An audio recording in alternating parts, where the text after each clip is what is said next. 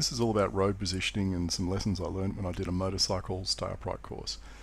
Now, I'm out a little bit from the left-hand side of the road here because there's a number of streets that come into here from the left, and what I've seen time and time again is cars just come flying out of these streets to the left and the driver's not looking properly. And as we're coming down the hill here, you can just see a nose poking out, and then the car comes out, or the driver comes out.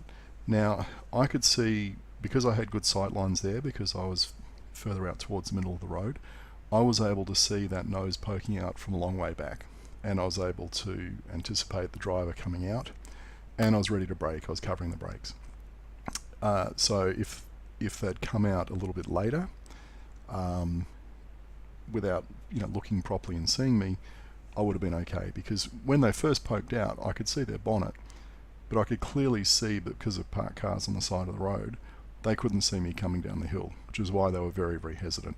But I've had drivers come out of that street where, unlike that very careful driver who stopped and crept out slowly, they've just come flying out without stopping at all, and then been very surprised to see a very angry and upset cyclist, i.e. me, coming down the hill at them, swearing and braking and yelling at them rather loudly.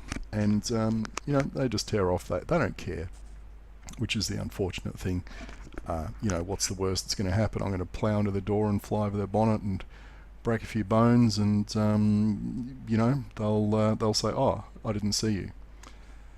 Well, of course, the reason they didn't see is because they didn't look properly. So the second clip shows two cars coming out from the right-hand side, and the interesting thing with both of these is neither of them seem to really slow down and look.